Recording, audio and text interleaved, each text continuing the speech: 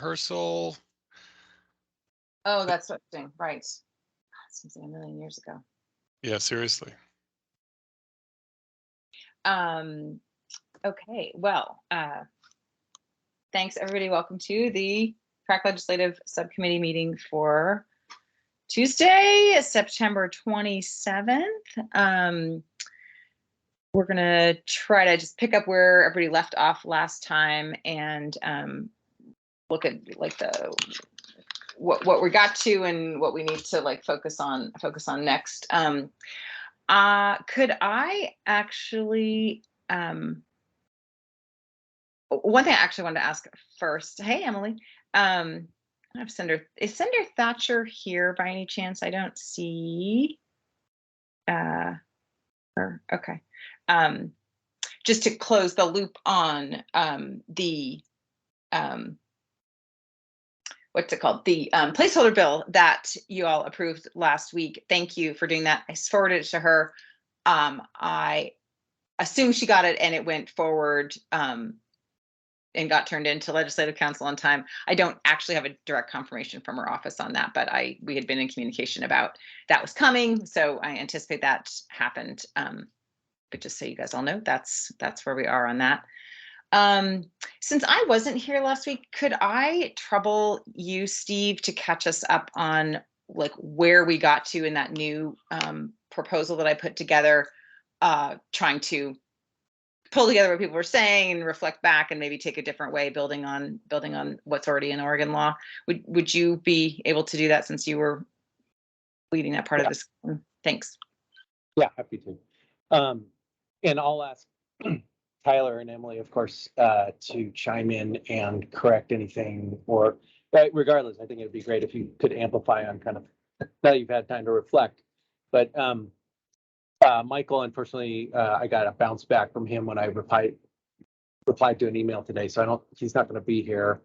But otherwise, like this is obviously primarily for Mark, Emily Harris, and Todd Albert's benefit since they weren't at the last meeting.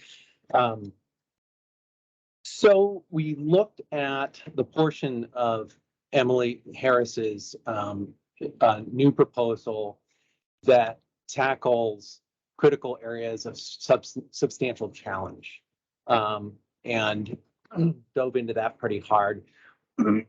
And I guess the clear consensus was, at the very least, I think a lot of us felt, and maybe all of us felt, that this really moves the ball forward.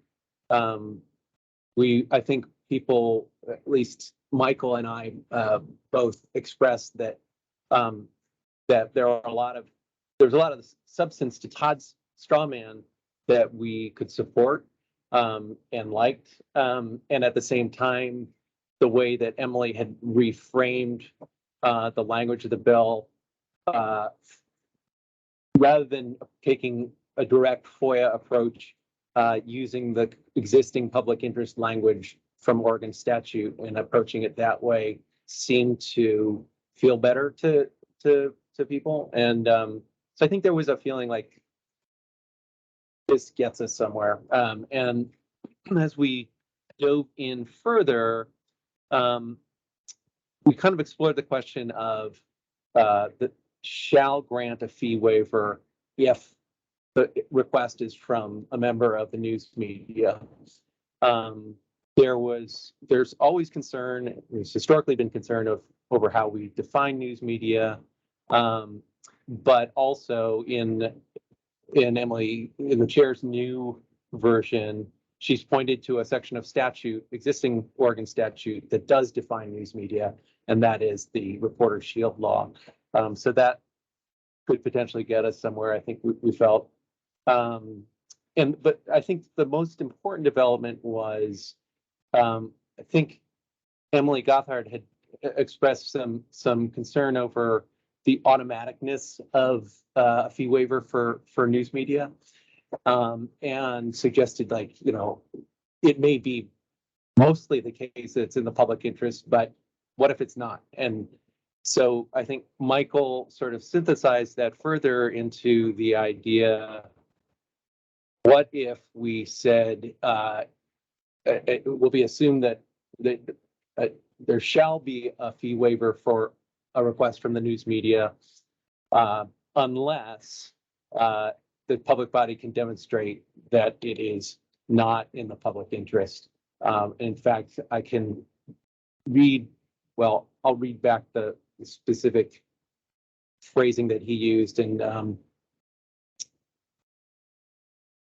sorry, okay. He said, a way we could work this in potentially would be that the public body shall grant a waiver to the media unless the public body can satisfy its burden of showing that it would not be in the public interest in the particular case. And I think there was a certain, I can't claim that there was, we didn't hold a vote and we didn't use specific language, but I think the general concept seemed to have favorable support. And I think we basically kind of ended the discussion there on a high note, thinking we had gotten far enough.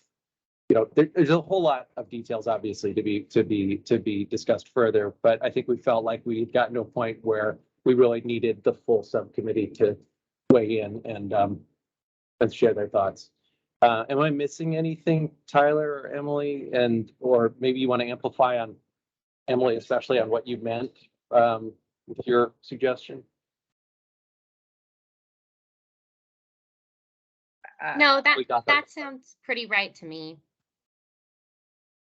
And I'll just say, this is Tyler for anybody who might be on the phone.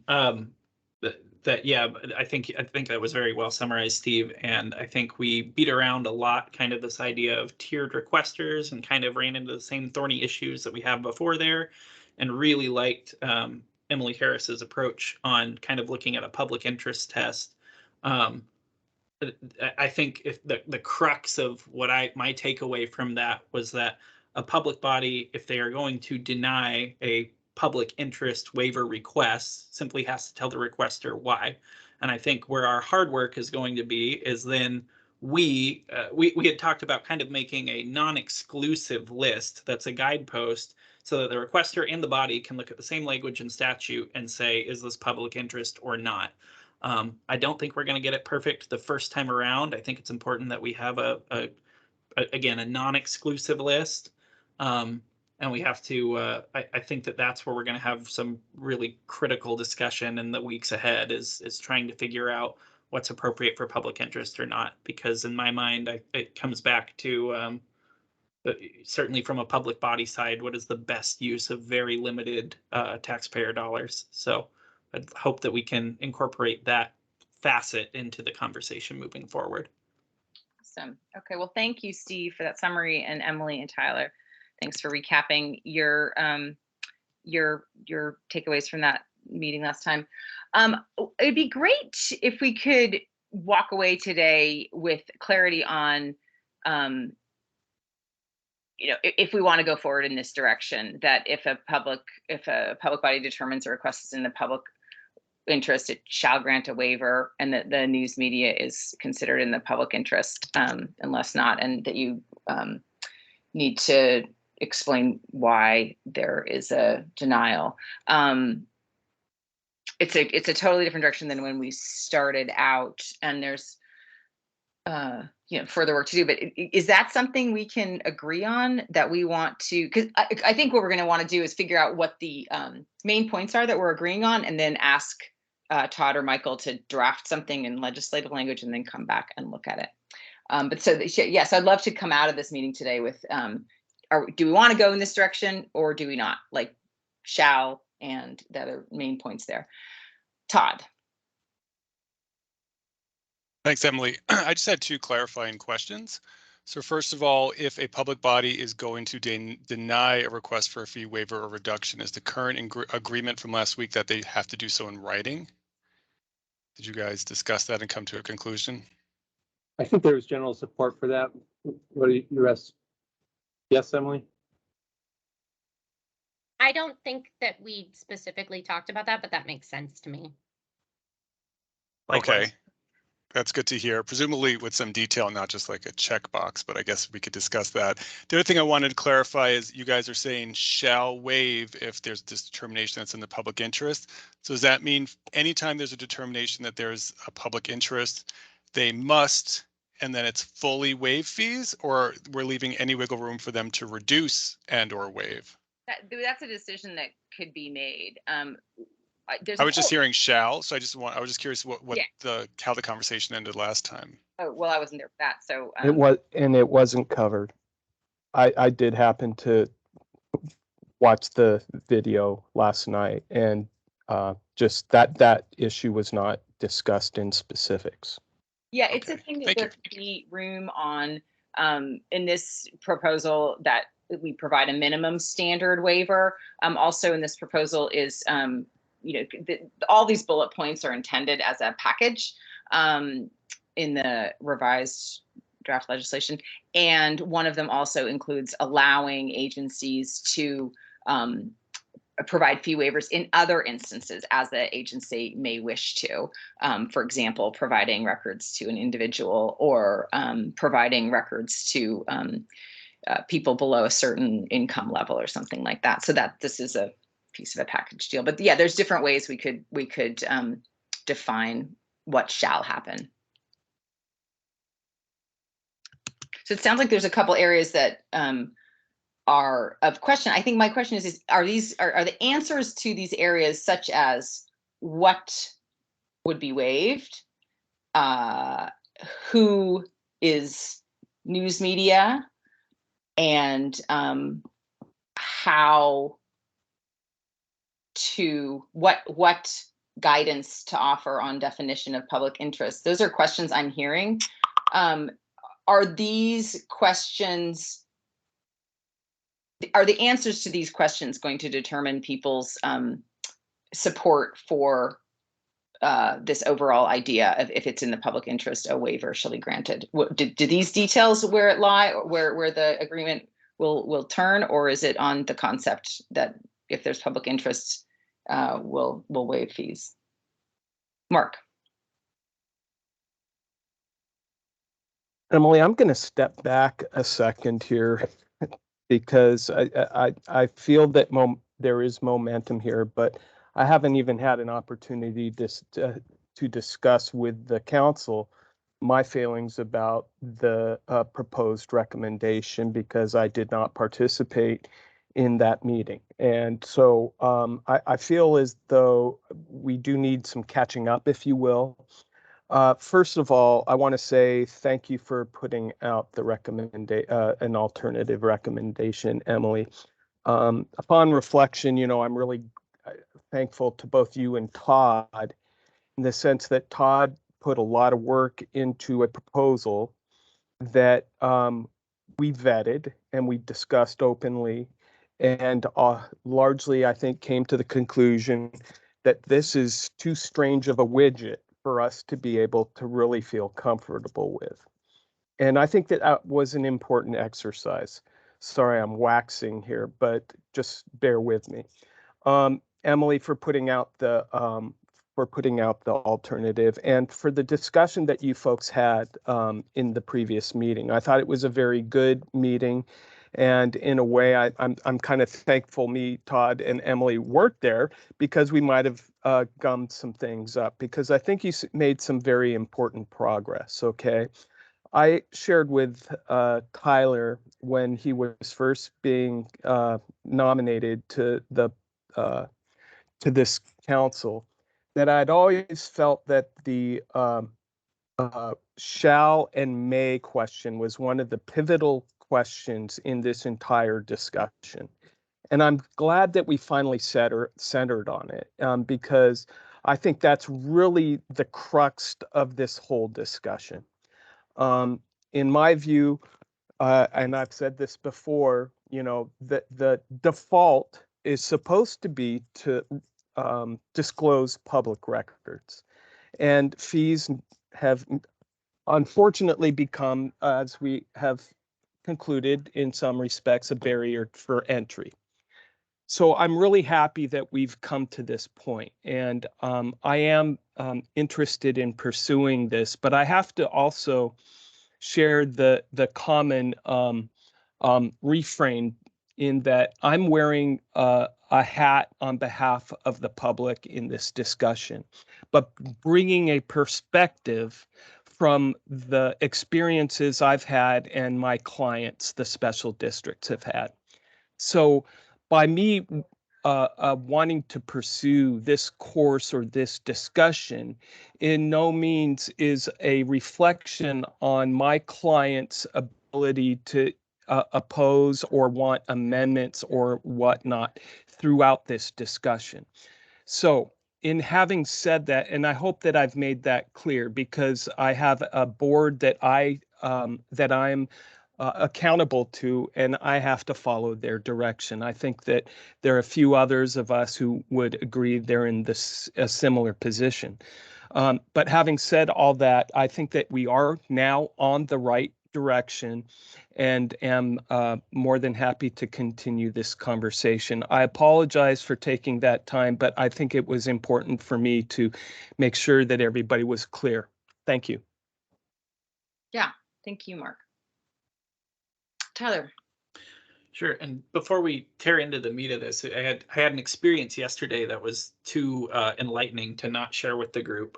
We had an all AOC meeting yesterday, and we brought in the archives office from Secretary of State to kind of walk through our own public records retention policy, purely from the retention side.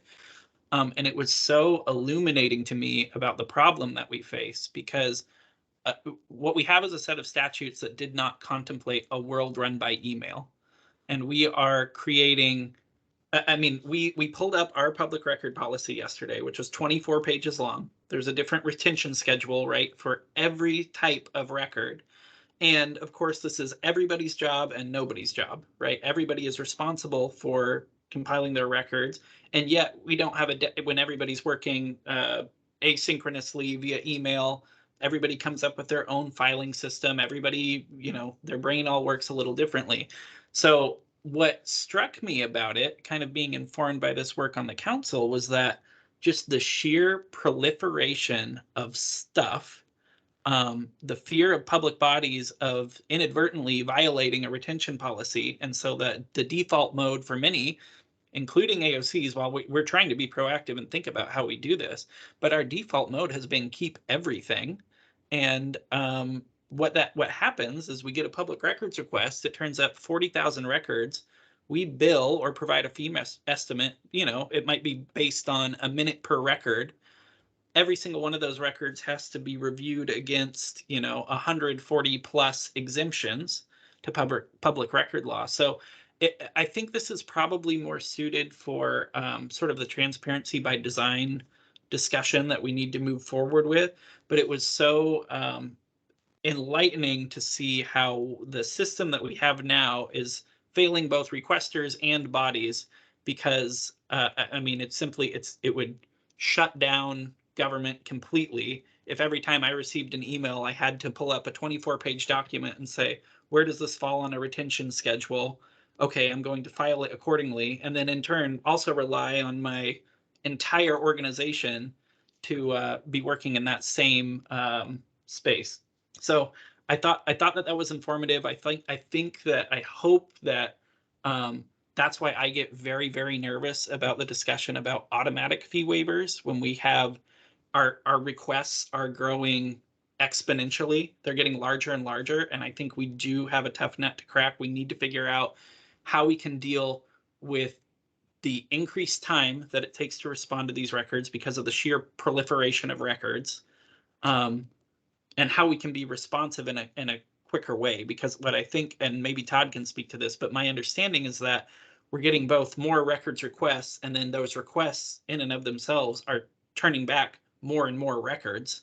And those records each have time that it takes to review them. So that's really terrifying. Thank you for sharing that, Tyler. So just to turn this into what we're trying to get through here. So are you saying that you would disagree with a shall language of waiving fees when the request is in the public interest? Not necessarily. I think if we were to have sort of what we talked about at the last meeting was if we could have, again, I think the key here is that it has to be non-exclusive. So if we said, you know, public interest, including but not limited to, and then we had, you know, a few points that we all agreed on. And I'm pulling stuff out of straws. You know, I can pull stuff out of the air here just for examples, but you could look at something like, you know, like a readership, or I think this is going to be the hard work where we have to figure out, okay, what counts as public interest. That way, if the requester, okay, so the requester makes a request, the public body says no, the requester says, but I would like a public interest waiver. We need a way at that point for both the body and the requester to speak the same language. And if they can point to something that says, well, here in the statute, it says public interest includes X. And here's how I satisfy that. So please grant a waiver. That would, I think that satisfies that what we often run into where there's both bodies aren't speaking the same language. Okay, thanks. Emily? I'm thinking that one of the reasons that they could respond that it wasn't in the public interest also could potentially be that, like, if they have gotten an insane volume of requests, or the request is, you know, very, very large, you could say, you know, this information we understand and don't dispute that it necessarily would be in the public interest. However, the public interest of providing these other services outweighs that. And so we can only provide like a partial waiver, or you know, something in between. And you know, if it was a small request and it was in the public interest, and or they weren't being inundated with huge requests, then, you know, it would be a full waiver. But they'd have to articulate why it wasn't in the public interest to provide the full waiver. Thank you, Emily. I think Todd was ahead of me. Oh, I'm sorry, I couldn't see all the hands. Todd, I'm sorry, please go ahead. No, it's okay, thanks. Well, first of all, to Tyler and Emily's point, you know, you guys are describing sort of how it's already this process is thought through by public bodies now in terms of determining whether or not something's in the public interest, like what elements you take into account and how do you balance those against like workflow concerns. And I would say that DAS's fee schedule, their Exhibit C, does a really good job of laying out those types of questions. And for executive branch agencies under DAS, like they essentially have to go through that calculus. And I am all in favor of spelling some of that out in the law, because I think you're both right that we need specific guidance, not just me constantly saying to other types of public bodies, oh, DAS has a great like schedule, why don't you look at theirs? But instead of actually codifying some of that I think comes out of probably some decent case law and is more or less a rational way to approach these issues. And then Emily, it does allow you to balance even that public interest finding against concerns that compete with reducing or waiving fees, because there's still so much other work that's happening, so many requests from a requester, et cetera. It's one reason I suggested potentially some sort of aggregation of an individual requester's request over a set amount of time. Like you made 7 requests in the last 10 days. That's beyond our limit and we have to start charging full freight or so on and so forth. So I do think there's guidance we could use, and I would support putting that in the law. I actually wanted to make a different point, which is that while I understand why there's probably a stronger appetite and broader support for going with an expanded public interest test versus requester tiers, I support going in that direction because I want us to have as many of us on board with this concept to like carry the water in the building. The one area where I think we haven't adequately hit on, in my opinion, is that under the tiered system, the everyday requester, so non-media, member of the general public, probably someone just mostly getting their own records, under the tiered system would almost definitely always pay a reduced amount versus our current system. With this expanded public interest consideration, I really want to introduce this other category where a public body could choose to take things into account, like indigency, a requester's own records, et cetera, but it's in no way mandatory like the tiered system would be. So even though this proposal, this expanded public interest consideration, I think is great and would really benefit the media overall, I don't think your average requester would see a very big difference in their fee estimate if we go with this system. And that's the one section that of stakeholders that would be left behind, and I'd have a hard time not doing something for. There's thank you, Todd. There's a couple things I would just want to point to on that and to remind folks. So in that bullet pointed list, which I intended as a package that tries to answer the needs of many different people, there is a note of clarifying that they may reduce or waive fees. And also anyone could still, in my understanding of what I meant to communicate, anyone could make a public, and they could say this is a public interest request, and just as anybody can do that now. Well, right, and that's the thing for the majority of requesters who aren't media, then that means the system won't change. They could still say it's in the public interest, but if they're just trying to get their own records or learn about their community without a platform to disseminate it, they're right where they were now. They're going to see likely high fee estimates and not have the ability to get a public interest waiver. And again, I'm not saying we should go to the tiered system because I'm all in favor of working with the group here, but at least the tiered system would specifically permanently reduce even the most that they could be charged, because there would only be one or two categories of fees they could be charged. Whereas here, it's entirely conditional and it's entirely up to the public bodies on a case-by-case basis. Yeah, that's a good point. I also wanted to just clarify, so to understand, Emily, what you were talking about, and Todd, you suggested that this was actually already in practice, that an agency can deny public interest based on their workload? Well, it's always discretionary and it's a case-by-case basis, and it's only ever that they may waive or reduce fees in the public interest. And yeah, they can take into account competing concerns, including, just workload, et cetera. Okay, so as we have it set up here, though, that would be the role of the AG or the DA, right? If the public interest denial is contested, where right now that's the outlet, the AG or DA would now have the authority to take that into consideration. If we add on Emily G's part about even if they find there's a public interest, they may still deny it if there's whatever the language we wrote here.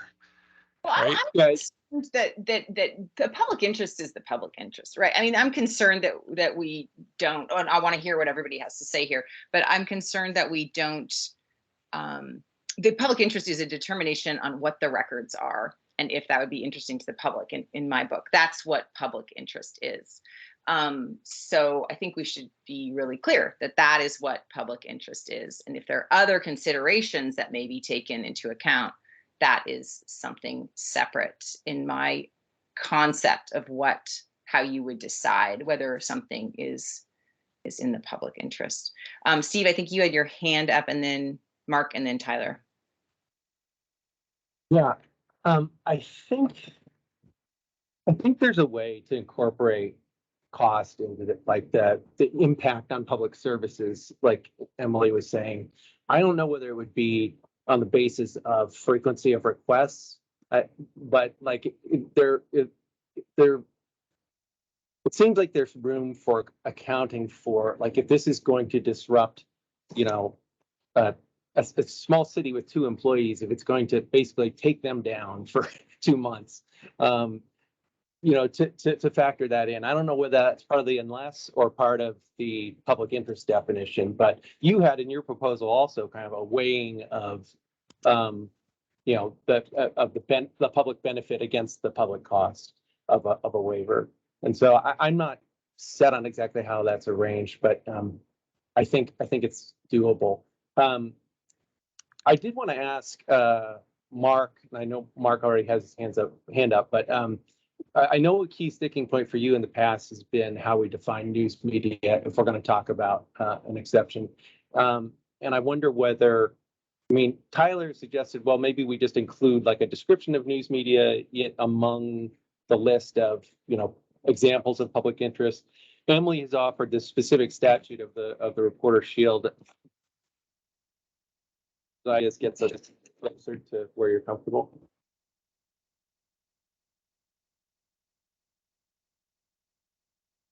You're muted. You're muted, Mark. forgive me. Having not gone into the nitty gritty details here, because I think we're still generally talking a framework here, but I think the more concise you can be, the better. And again, I sort of go back to a refrain I've made in the past. I've got a bunch of little guys that don't have in-house attorneys, right? I think you need to make it as understandable as humanly possible to a lay person, because again, we also have volunteers, right, who are having to fulfill these types of records. So the more concise you can be, the more, if you have to cross-reference a statute, I have not looked at the definition of the media or those who get this protection for disclosing sources. I have not looked at that, but Steve, I think that the more concise we can be, the better for all. Because I don't want to get into a situation where people are claiming to be the media, and we've got to call some downtown attorney office to figure out whether or not this person's from the media or not. We should be able to hopefully be able to say, yeah, this is more likely than not a person from the news media. Tyler, I want to get to you, but Steve, just can I go back to you? Well, Emily, I didn't get to make a couple points that I had to. I was trying to respond to Steve's question. First of all, I agree with Todd about the individuals, and this is something I've shared with you before, that I agree that individuals solely seeking their individual records, to a degree, should be able to get those. Now, again, I go back to Tyler's concern about, for example, I don't know what was it, marriage licenses or death certificates or things of that nature that already are, or title, copies of a title, what have you. There are built-in fees for those types of records, and I think those should probably be maintained. There were fees created for them in the first place. Nevertheless, I also wanted to just make one more point. The more, if this is from my perspective, the more flexibility that you can also build into some of this, I think the better off you are, okay? Allowing some local discretion on this will go a long way, I think, in giving people comfort in looking at this. So just, I want to try to keep that in mind while we're moving forward on this. Thank you, Emily. Okay, and Tyler, I the only reason I wanted to see if we go back, if you was, do you have a direct response to something Mark brought up? No, I don't want to jump right into the middle of it. Let's go to Steve, and then I can jump in at the end. I was just gonna read the portion of statute that defines the medium, and it basically says if you're affiliated with this medium or work for it, then you're covered by this law. So it says medium of communication has its ordinary meaning and includes, but is not limited to, any newspaper, magazine, or other periodical, book, pamphlet, news service, wire service, news or feature syndicate, broadcast station or network, or cable television system. And it goes on to say, like, if you're saying something as a government official, that does not make you a medium of communication. But now that's a pretty old-fashioned way of couching it. But the upside of it, I think, is because it's been around so long, there's a good amount of case law around it, I'm presuming. So we're not reinventing the wheel. We're not creating something that introduces uncertainties.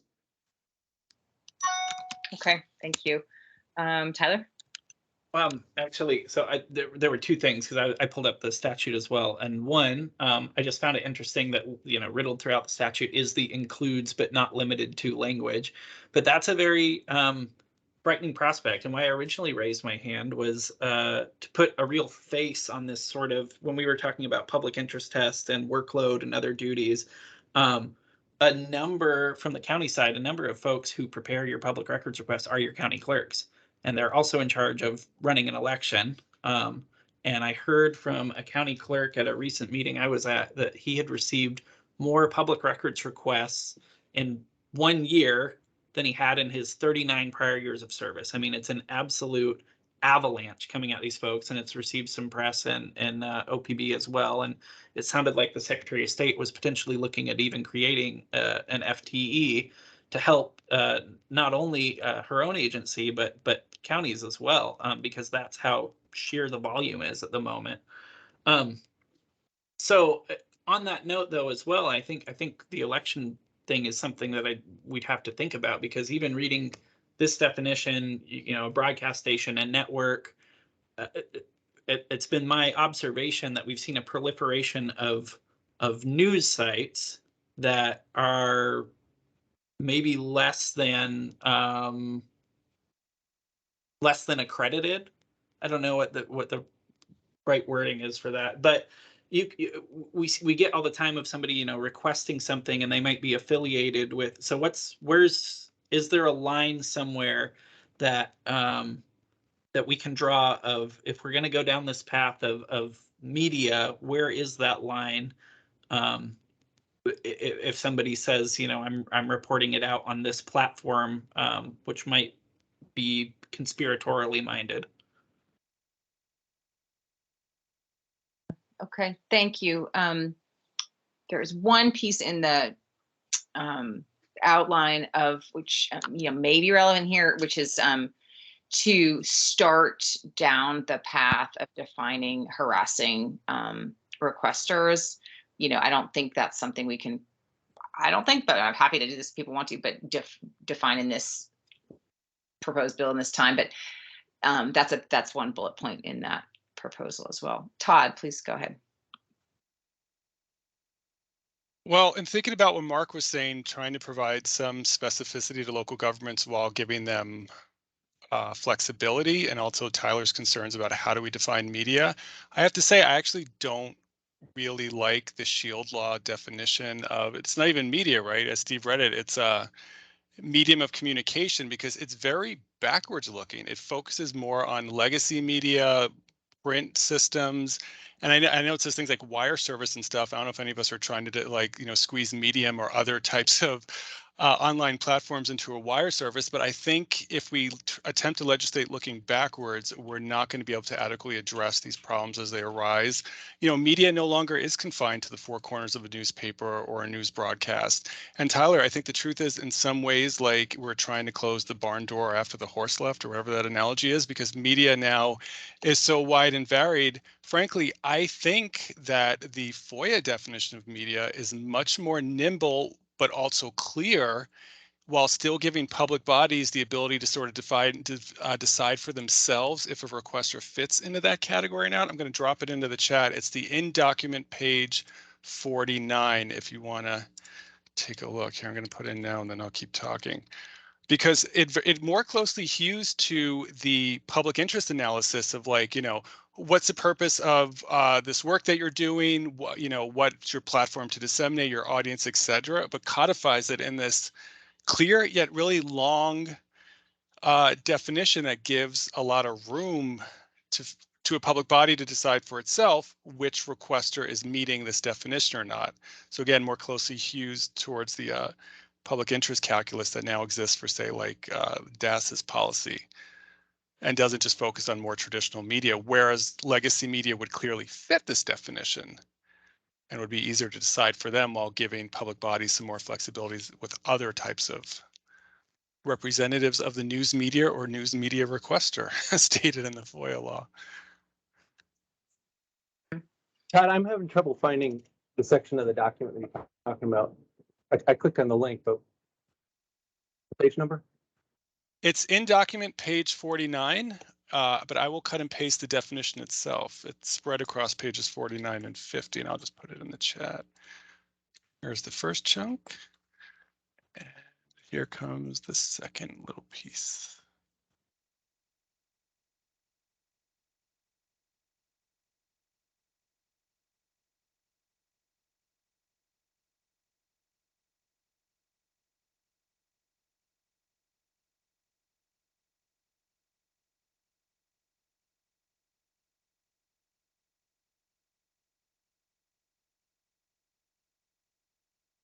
Reading that, Steve, did you still have your hand up intentionally?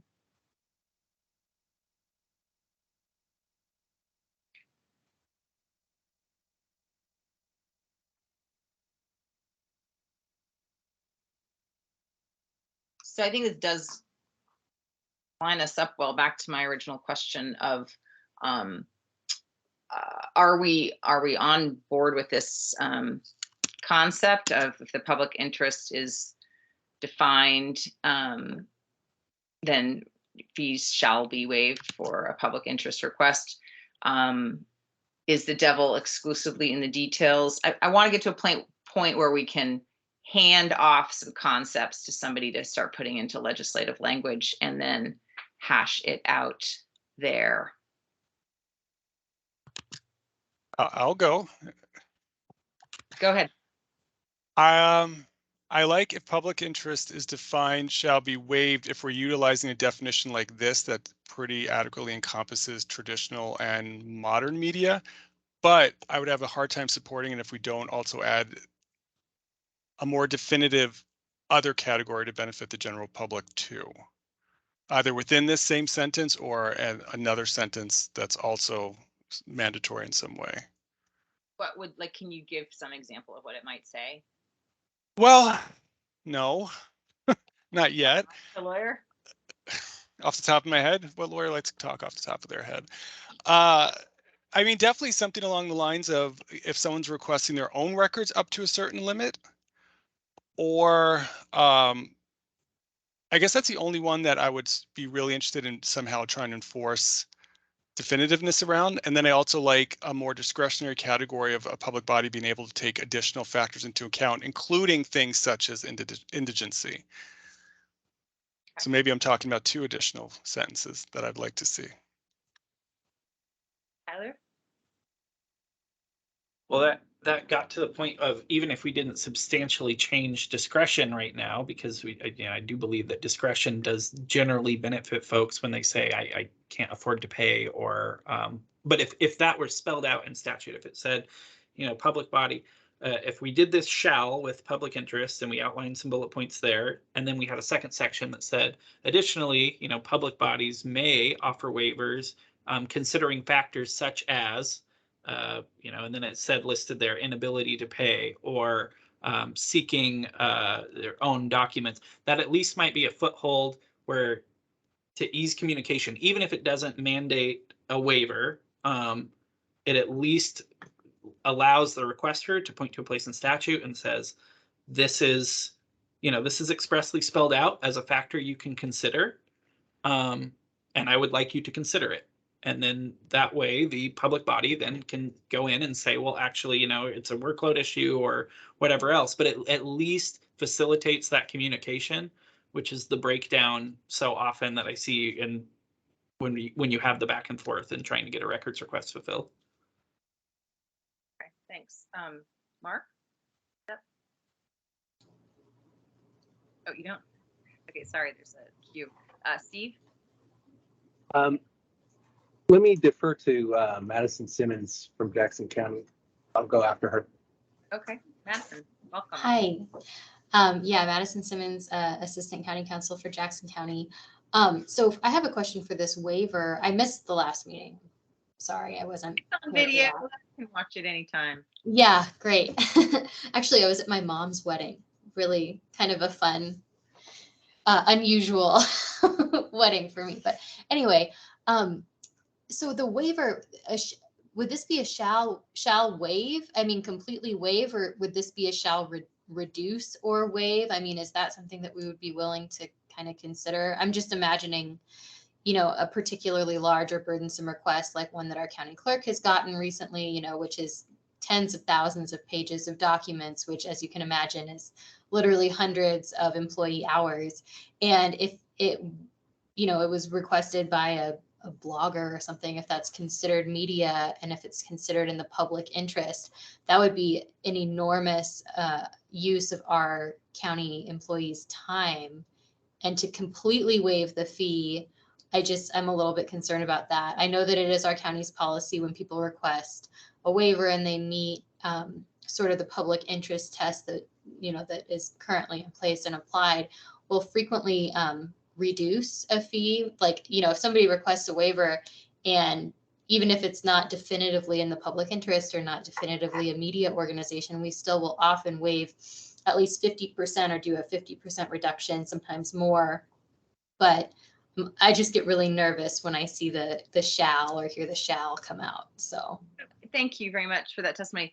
That is one thing that's under discussion. In the proposal, it says, make fee reductions or waivers shall, not may, when a request is found to be in the public interest, provide a minimum standard waiver. So that's one option. You could go all the way to like no charge. We could actually return to the categories of services, for example, that was discussed in under the FOIA model bill, where duplication or review, or we could go something like that. So there's a lot of different places that we could go with that. It's a really important question. So appreciate you bringing that up. We've had on the other end, we had a lot of great testimony of people sharing both how they do take things into consideration and offer different kinds of waivers. Right now, we also had some very important testimony from legitimate news organizations who are shut out of legitimate public interest requests because the bills are presented it's impossible for, like Jackson County. The media organizations are tiny now. They're underfunded, right? How can they do that job? So it's a real concern on both sides, and I appreciate your bringing that up, because that's clearly something we need to discuss. I also wanted to just mention in this bullet point list, there is a piece that's next to last in the list. Haven't talked about it at all. I don't think it's controversial, but it's been something that's come up over and over again. So it may be something we would be very helpful to actually put in the law, which is require requesters and public bodies to work together actively and in good faith to narrow requests that public bodies find overly broad. Define steps to the extent possible and reasonable. For example, being specific in requests in how the request should be narrowed, requesting that keywords be provided, for example. So the idea here is to address many pain points different ways. And even I think having this kind of requirement in statute, Todd, you'd probably have to hire more staff, but that is what we heard over and over again from multiple people testifying. Got to talk to each other, got to have common language, as you've been saying, Tyler, to point to and say, okay, I need to narrow. When you tell me what to narrow, we need guidance on how to actually work together. What I heard in the testimony was that works a lot of the time. Many agencies and requesters work together well, but the times it doesn't happen needs legal support. Let's see, who's next? Steve? Yeah, I think where we start out, Madison, when you flag the shall at the last meeting, I think that a lot of folks started out in the same boat that you described, and I think the way we got past that was talking about kind of these safety valves that allow the public body to say no, and so that's why we're talking about this shall unless framing. One of the frames can be like, if we're talking about news media, I think someone suggested, it's possible you're news media, but you're making a request that is genuinely not in the public interest. It's like you want to do a true crime story about this multiple homicide that occurred in the 1950s, and it'll be really interesting. Lots of people will read it, but is it truly in the public interest of advancing, government accountability in the 21st century? That's like a debatable point where, and presumably that involves volumes and volumes of, ancient evidence and old files on paper and stuff like that. So cost would be a factor there too. The other question is like in terms of like we've been talking about here, the impact on public services. If you can show like that this is going to, this is just going to overwhelm you or engulf you, that might be a factor that weighs in. I wanted to offer one suggestion for, like, we've talked about the possibility if there's broad support for this particular concept, to have maybe Todd or Michael or both take a crack at it again, and putting it into legalese. I would love it if we could. I think there are multiple ways you can skin this and essentially get to close to the same thing. And I think, I mean, as an editor, I sometimes have reporters do this, give me like 3 versions of your lead. And that'll help you think through it as well. But I would love it if maybe, Todd, if we could see 3 or 4 ways of skinning the cat that essentially accomplish the same thing. You know, like you could say like, shall be granted a fee waiver if the request is in the public interest, unless, you know, and this is a list of public interests. Or you could say, shall be granted a fee waiver if you're a member of the news media, you know, and if you're not a member of the news media, then this is how you be. They're just different ways of doing it. Anyway, I think that might be helpful. Like people could sort of rally around, like we would see which language people gravitate toward most once we have something concrete. Emily, if I could just join in this part of the discussion. Yeah. Well, Steve, honestly, I don't know if that's the best way to go, because I think I could come up with 3 versions of what we're talking about that are completely different than what we might have thought of as a group. And I think this exercise here where we're working through this language might be a lot more conducive to getting to a final ending, because it's going to be like the straw man, like it, you know, place to start the conversation, but we've gone so far beyond that and it's taken so long that if I come back now with new language introduced that we first have to start wrangling around instead of coming to maybe a common understanding today of where we want to be or in these next meetings, I think it could just attenuate the process, because it's not, you know, it's not group input. And then if we spent the rest of the meeting with you guys just telling me what to write and I just made it in legalese, it's still like a group effort anyway, where we've come to a conclusion regardless. So I just don't know if I'm seeing it as the most expeditious way to get to where we want to be. I feel like we are getting close, and I don't want to jump the line because I have some things to suggest. So I'll just put my hand up and wait my turn to say more. And again, if it's the will of the group for me to try this, I'm more than happy to give it a shot. I'm just not sure if it's the fastest way to get to where we want to be. I'm not sure who's next, so I'm going to go around my screen here. Emily. I am. No, I'm. All right, go ahead, Mark, please. So I really want folks. I think that Miss Simmons was making a very important point that perhaps was partially missed here. The difference of a waiver and a reduction are very different. And this is where I want you to be thoughtful about providing flexibility, because different governments have different demands.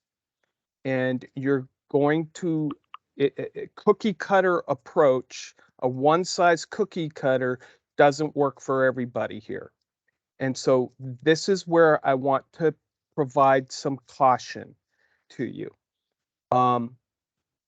We're going to get into more details. Okay, are we going to provide a fee waiver or a reduction for members of the media? And going back to Todd's page 49, subsection 6, I think that that's something that should be incorporated into a draft for us to take a look at.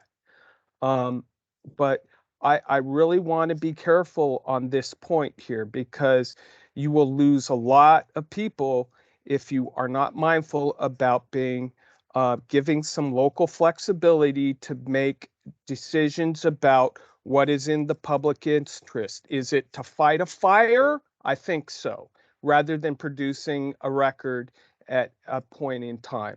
So just keep that in mind, please, and we can continue to have the discussion. I do like the position that Todd took, though, about avoiding options and trying to really get the heart of the matter onto paper so that we're all sort of rowing in the same direction, rather than having a bunch of different options that I can easily get distracted with. Thank you. Can I ask a clarifying question, please? Give me an example of what flexibility would look like successful to you. I think, again, My predisposition on media requests is that there is a public interest involved. I've said this before, it should come as no surprise. I think that there should be some type of a minimum 50% reduction. I'm just throwing that out there. And if they work sort of to tailor and narrow it as much as possible, the local government is free to waive the fee in any instance they so choose. For individuals who are not asking for a whole bunch of records that we don't already have fees for, I think that they should be able to get their records for free. I agree with that. That those who are indigent can certainly ask for fee waivers or reductions. Those are the kinds of approaches that I believe we need to have. But we should also allow for our members, and I think we all agreed to this, that we should also be able to charge full free for those particularly of a commercial nature, so on and so forth. Again, I just don't want to lose sight that you will lose a lot of government entities who are going to have something to say about this one way or the other, whether as an association or individual members talking to legislators. The more flexibility you can provide them, I think that you're going to have more acceptance. I'm just providing, I think, political advice here rather than necessarily policy advice. Yeah, hear you. Very appreciated. Say it's hopefully you're part of this, so it's a we provide flexibility. One other question of clarification. Oh, just very briefly, just to also clarify while you're talking about it, at one point there was a proposal floated that to allow agencies to charge full freight plus to commercial. Do you think that's something that is of interest to government bodies? Emily, I don't think that that's really the issue right now. I think that that's more of a distraction. We're here to try to. I realize that you want to try to make budgets whole, and I appreciate that. Look, we're not going to make budgets whole based on public records charges. Okay, let's just be clear. But I think the current standard is that a government can charge reasonable fees to recover their costs, right? That's the general standard, and then we have some case law about it. I think that that should remain in place, but we should have a few categories, as we have discussed, that we need to have special attention and consideration for, because there is indeed a public interest. And again, the default of Oregon's public records law has been to make those records available. The only problem is money. So providing reductions or waivers, I'm willing to get to complete waivers on some things. But again, I think that there needs to be a balance there of the public's interest in providing services as well as providing public records. That's my point. Thanks for entertaining my clarifying questions. Emily Goddard, go ahead. My comment is just quick, that I support the couple of comments that have been made about adding in, making up to a certain point records free for individuals. I do think that that is important. Thank you. Tyler? Yeah, piggybacking off of what Emily's just mentioned, I think in my mind, we're at a point where we're kind of in the sausage making part of this conversation. And I want to be crystal clear about what is the problem we are trying to solve, because I've heard a few different things. And I think each of them are going to have different legislative solutions. If we're focused on solving the problem of just beyond the pale, over the top fees coming from public bodies, that would lead to one set of solutions. If we're focused on media access, that's a different set. And if we're focused on, personal information access, that might be a different set as well. So I think it's a useful exercise to try to think if we can come up with sort of a silver bullet that accomplishes all of these things. But if we're tying ourselves in knots, maybe it's a useful exercise to kind of break those out and see if we can find broad agreement, because like, for example, I'm hearing very broad agreement about the personal information access point. And maybe that's a place we could go with like a shall and going with a waiver. Okay, thanks. Todd, I think you had your hand up next. Yes, thank you. Well, Tyler started me off because I was going to say, I think I'm also hearing us starting to come together on a framework under an expanded public interest test that I'm kind of couching in terms of 3 different categories. The first would be, and I'm just going to also just say kind of my own preference for what these should sound like based on what I've heard and what I feel would be fair, but that if a public body determines a request is in the public interest, it shall reduce or waive fees.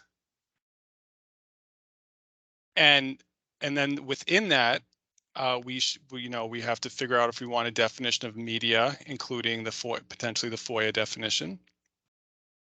And we have to decide if we want the public body that even if, well, that can a public body still deny waiving or reduce fees if either, even though a person is a member of the media, their request is not in the public interest, say, like, for instance, if they're writing a book, it's more of a commercial interest, or if, even if they determine the requester is making the request in the public interest, there are overwhelming competing interests that requires them to still charge full freight. So it would be all within the first category that I think we're starting to move towards. The second one would be shall or may reduce or waive fees for a person's own records up to a certain amount. And I don't think we're clear if we want it to be shall or may.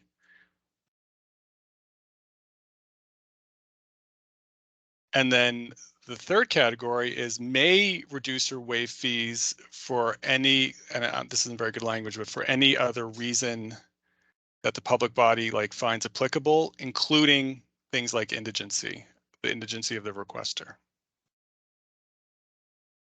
And that's a framework that, well, one that I like, and 2 that I feel like we're kind of circling around. And that's it. Okay, Steve. Yeah, I like that framework. I think with the individual requesters, I think there is a lot of, it sounds like there's a lot of support for that, but I'd be curious from Tyler and Mark's standpoint.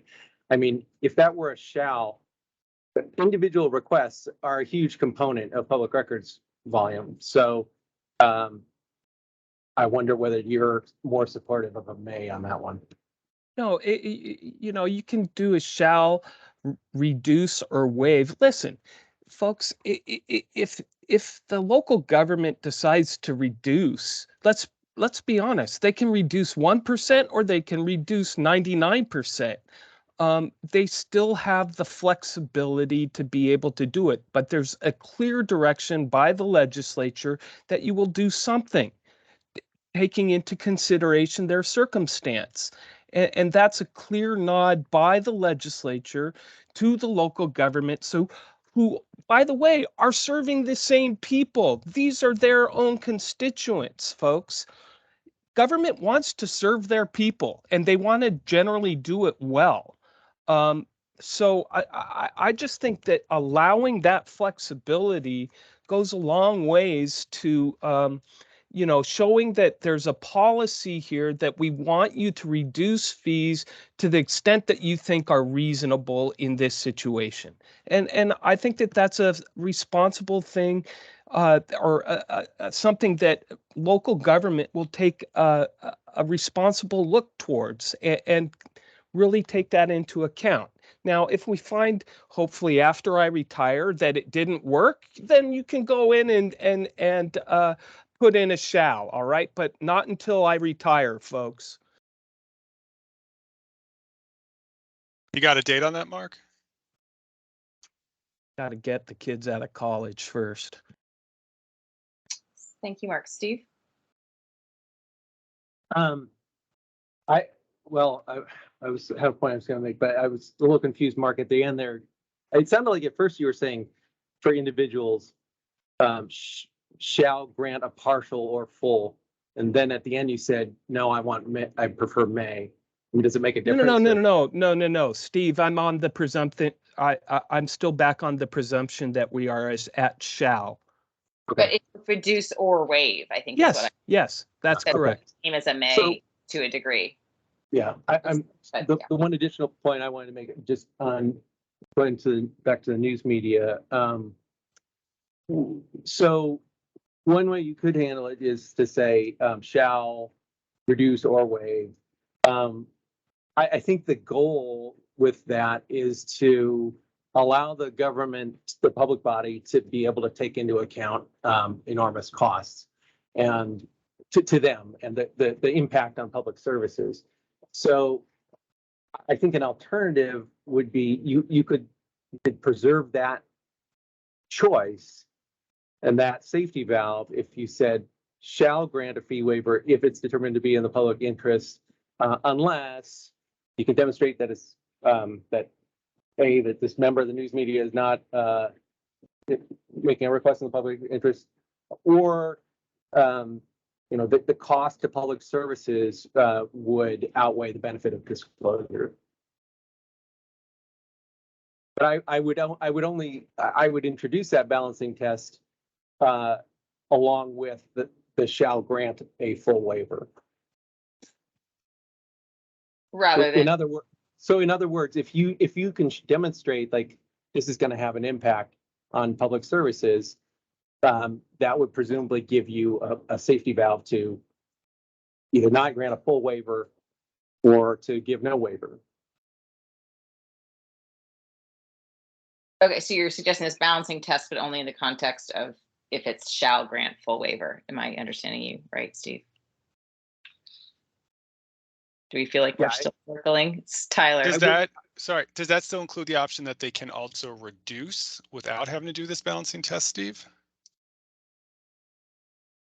Like, in other words, reduce versus fully waiving. Is that still an option? I'm talking specifically about the public interest test, not the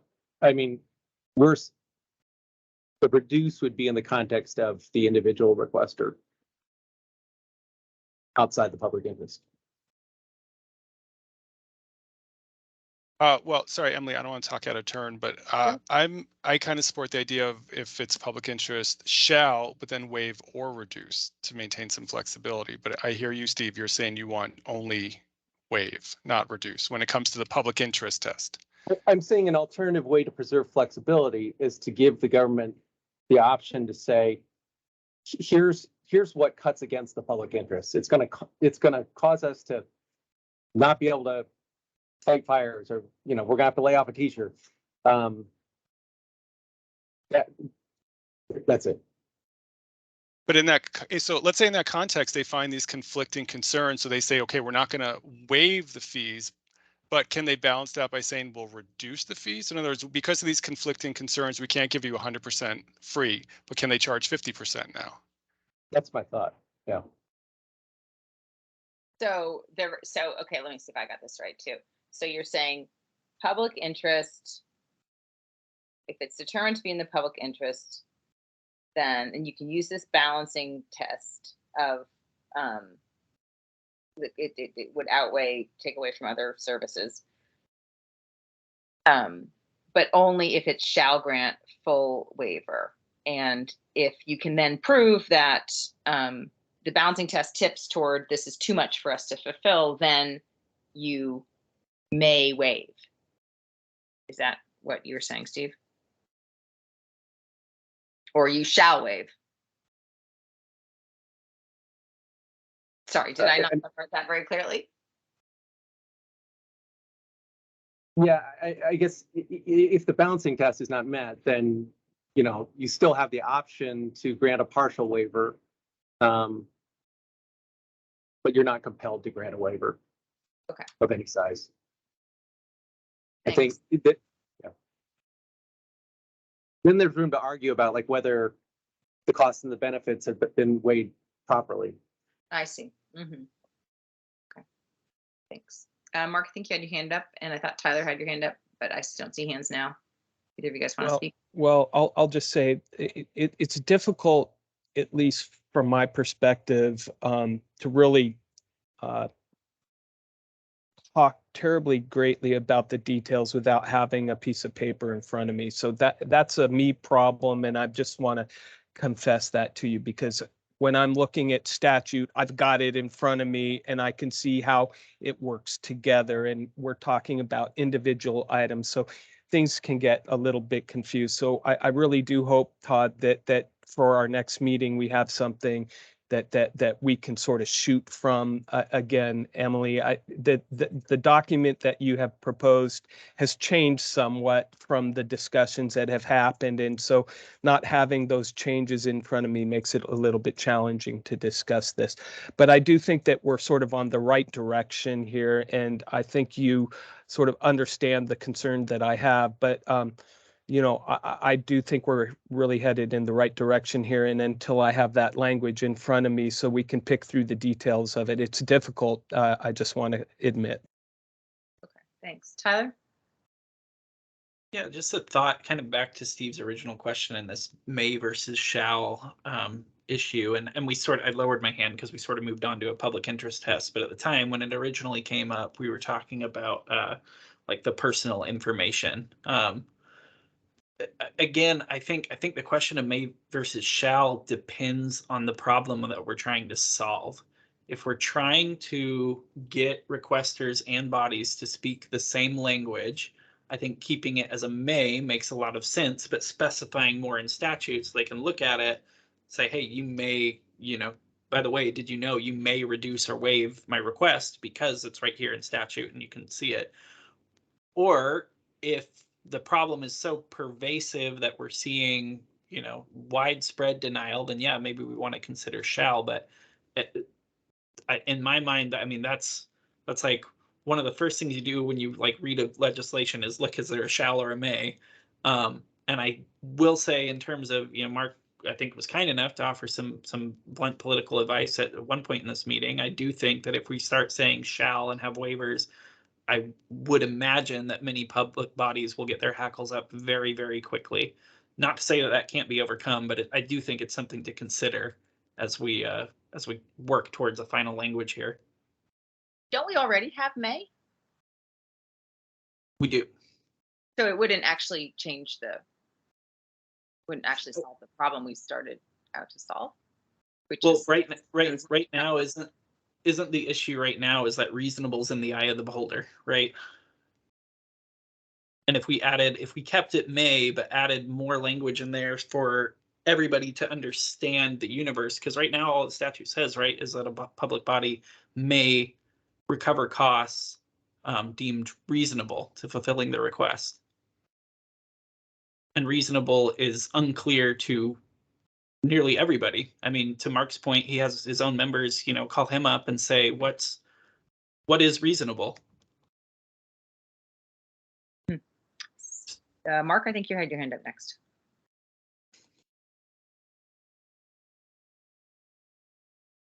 That's a legacy hand, sorry. Legacy hand. Thank you. Steve? This is a fresh hand. So I think I at least am getting a little confused, but like the may and the shall referencing different groups. But just going back to where we started out, I think, well, so Todd divided it into, I think, commercial, individual, and the media, or not media, sorry, public interest general. And I think maybe we should tackle them separately. And I think public interest, from my standpoint, if we can say shall grant if public body determines public interest, then I unless ... I think it feels like we have consensus on that. Maybe we should try and come up with a specific language that encapsulates that. And then I agree also. I think we have agreement on individuals requesting their own information. I think people are generally sympathetic to that, and we should work out separate language for that. So I don't know. Can we somehow just sort of take a straw poll on whether we do in fact support shall unless on public interest? Seems like that's been what we've been hearing, and I know it's still devil's in the details, but we've been getting closer on that. I think closer to common understanding of what people mean. Is there for the people who are here, they were on the PRAC, and then I know we have some members of the public who want to comment today. We just have 15 minutes left. Are we ready to go forward to look at some language with shall in it? I am. Okay, that's a nod, Emily. Okay, thanks. Okay, well, let's ask Todd to do that. Todd, do you feel like the request is clear? There's a lot of different ideas that have been put out there coming at the same, coming at a problem in slightly different ways. Do you feel like you know what to do? I'm not sure. Okay, so if a public body determines the request is in the public interest, it shall waive all fees unless, but what does public interest mean? Is it the current amorphous definition? Are we doing the FOIA definition for the media part? What are we doing for public interest? Definitely, what I'm hearing is we need more clarification on public interest. You pointed to the DAS schedule as something to reference. I mean, every time we can go to something that has practices and case laws around it, I think it will be more helpful to people than not. So that's where I would look if I were tasked with this. And so yeah, more clarity on the public interest, flexibility, balancing test of some way to help the conversation about what is public interest, to get a common language. And it sounds like the individual concept may be better separate. There's so many individual records that actually are already charged for, like police records, birth certificates, like we talked about. So that may be like at least a separate, smaller case letter. Right now I'm viewing public interest and shall as the first category I suggested. We're talking about own records would be category 2, and then other factors, including indigency, would be category 3. So I'm hearing you say, write this out for category 1 only right now. Oh, no, Is that I right? think the interest in hearing is in seeing language to cover all of these. What I'm hearing is interest in covering all of these. Okay, that's fine. So then when it comes to own records, are we at, Mark said shall, Tyler seems to prefer may. I also heard somebody say shall, unless these are records that already have a fee schedule, which would grandfather in a bunch of stuff, which may or may not accomplish the goals. And then we also have to, I could suggest levels, but if we want to say own records up to a certain amount, to sort of keep it within some sort of reasonable parameters for public bodies, what amount are we comfortable with? A single file, 2 hours of work, under $50? Like, how do we want to define that if we're going to put limits on what own records means? Because again, I could come up with ideas, but we'll just be back to square one, kind of debating those, coming up with alternatives. This is not an area I have a lot of expertise on, but Steve's hand is up. Let me call on you, and like to hear what other folks think about this specifically. Steve? I don't have any strong opinions on the personal records. I do think, I think I paid $10 or $20 last time I had to get a birth certificate from Multnomah County for one of my kids, and so that's got to be a lot of money for them. And it probably only takes them 10 minutes to do. So it probably would qualify for a waiver under a time limit, but I'm kind of agnostic on that, honestly. I was just going to offer up a possible direction. I mean, this is nothing new, but I'm just rephrasing for Todd, a possible direction on the public interest language, to say public body shall grant a waiver of fees to a request that is in the public interest, period. for this purpose, a member of the news media as defined in FOIA is assumed, a request from such a person is assumed to be in the public interest unless the public body can demonstrate in the particular case that it is not. And then you would have further language that would say something about if the, you know, this paragraph notwithstanding, if the request, the cost of the request of complying with the request would be so large as to substantially disrupt public services, then the public body has the discretion to grant a partial fee waiver.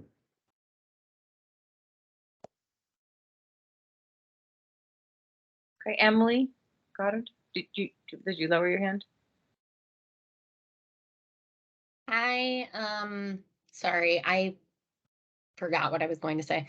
Okay, I want to be mindful of our Gladstone, who wanted to make some public testimony. Are you still here? Yes. Hi, go ahead, please. Hi, thanks. I am the president of the League of Women Voters of Oregon, and I'm very pleased to hear you addressing the concern that I had. Tyler mentioned elections proliferation of requests, news sites, and also when you were talking about media, I thought, hello, I was considered media back when I went to a convention in 2004 and said I had a blog. Blogs, vlogs, podcasts. I have a blog on press. It's a really good question.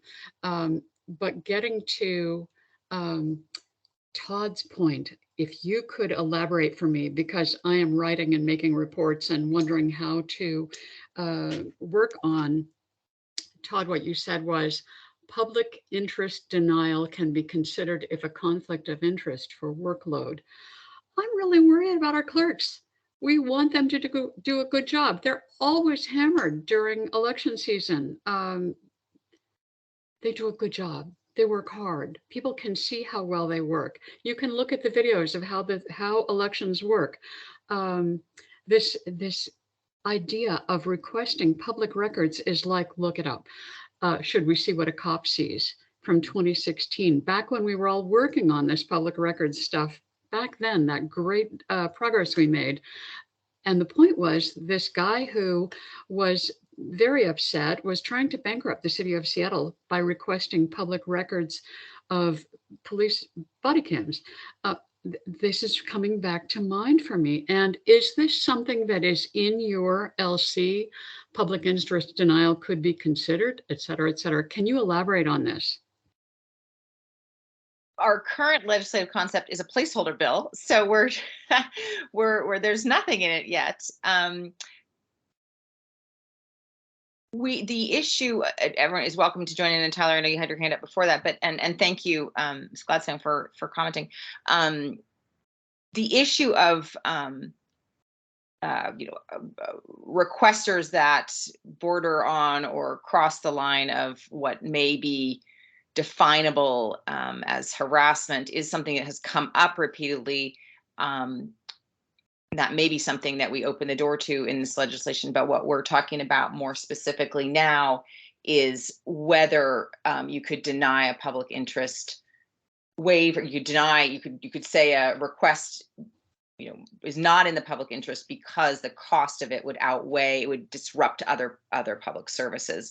And that is, I don't fully understand yet. I'm eager to learn more when Todd comes back with the language, how that fits into current law, where that happens. But that would be a balancing, that would be one, allowable balancing test potentially is what we're talking about, depending on the other language around it. I hope that clarifies.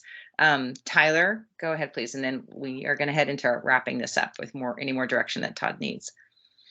Just a short comment on Steve's original point, because we were talking about a shall and then with a full waiver, and the way when Steve was kind of walking through, I was thinking of it almost like a decision tree, but it got to the very end and it ended with, you know, and if this condition's met, they may offer a reduction. I'm just wondering if we couldn't offer, again, sort of in the interest of a safety valve, if we're going to go with a shall, can it at least be a shall waive or reduce? And I think we're going to have to put in some more thought into what that reduction would be, but that would probably help, I think, ease some of the tension that we're going to feel around, you know, if you do this wrong, you're facing a full freight waiver. Okay. Yeah, I'm not, does that, so you're suggesting that Todd, the language we asked Todd to put together is if shall, reduce, or waive. I think that's what. Yeah, keep the shall, but just add the reduce in there. Steve? I guess my concern about that would be that, I mean, the goal here that I discretion is the ability to take into account the impact on public services. And if we're not spelling that out, really, we're just saying, you can find that this thing is in the public interest. It's a media requester. It says in statute that it's assumed to be in the public interest. Right, we're going to give you a 10% fee waiver off of a $500 charge. And that doesn't seem to move the ball very far.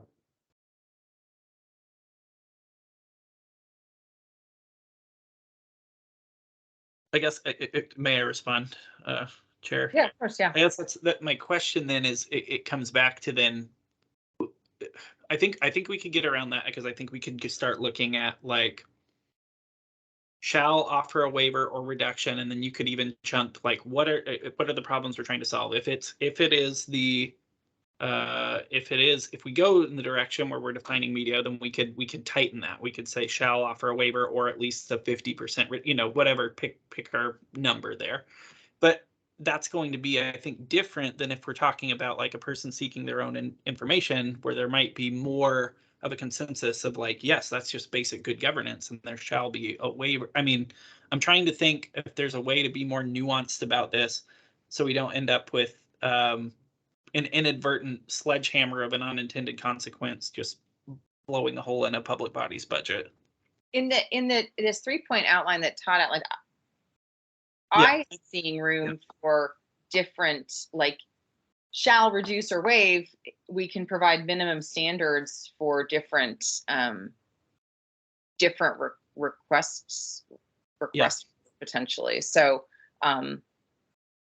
you know, which gets it like basically does some of the work that the original draft we looked at was doing, but it rests it on something we're already doing here, which is through the lens of public interest. Todd. I don't run out of time here. I was just having a similar thought, Emily. Like, for instance, you know, if someone meets the definition of like traditional news media, maybe it's a shall, unless those couple of criteria we came up with, the shall waive, unless it's a couple of those criteria, and then have the more general public interest that we're currently using to define all types of media, and then that would apply to more modern, less traditional media, as well as potentially like NGOs and other organizations that might want to take this information and utilize it within a community. And then it's could be shall, waive, or reduce. Again, and then we just have those two caveats as to why not. So we're picking and choosing winners a little bit here, but also sort of narrowing who automatically gets 100% reduction unless there's these two criteria. And then for the wider audience of requesters that meet the public interest test, it becomes shall, waive, or reduce, unless these two criteria, one of these two criteria are met. It's conflicts with other work, or it's not actually in the public interest. Well, I guess that wouldn't apply in this category, because if you're saying they are in the public interest, because category 1 was if clearly media, but not in the public interest, you lose the right. Well, I guess that would still work here, because you could be a non-traditional member of the media, but still be doing it for a personal commercial interest. Okay, yeah, so sorry, yeah. So Traditional media shall waive fully unless one of these two reasons are met, and then general public interest that includes modern, non-traditional media and other categories shall waive or reduce unless one of these two criteria are met. Yeah, If everyone's following. Does that make sense? I think I'm seeing nods, so I think that's, we should like encourage you to go in that direction. Yeah, great. Any other, I don't think we need to vote on that. Does anybody feel like we need to vote on that? We're not setting anything in stone here, just giving guidance. Okay, then let's sign off, and thanks everybody. We'll see you. Let's see, our next meeting I think is in 2 weeks. Is that right? October 7th, 10 days. Is that right? Yeah, that's what's on the calendar. Todd, did you have a clarification there? No. Okay. All right. And yeah, our goal again is to, we presumably have this placeholder bill. My goal is to get some language in there, ideally by the end of October. That's my goal. So onward. Many thanks, everybody. Oh, I guess I need a motion to adjourn. So moved. Second. Any, all in favor? Aye. I Great. Thanks, everybody, and have a great week. Thanks. I realized I have a conflict on October 7th, so I'll have to listen to the meeting afterward. Okay, well, thank you. I think I got a bounce back on your email saying you were out of the office last week and last time, and thank you for participating anyway. Yeah, my daughter, we got a cold and she developed viral pneumonia and was in Randall Children's Hospital from Tuesday to Saturday. So today's my first day back in the office after dealing with that. Oh, I'm so sorry. How is she doing? She's doing well now, thanks. Yeah, it was scary for a bit, but yeah, you spend all this time avoiding COVID and wasn't even COVID. Unbelievable. I'm glad she's okay. Glad she's better. Thanks. Yeah. Thank you. thanks everyone. Bye. Bye.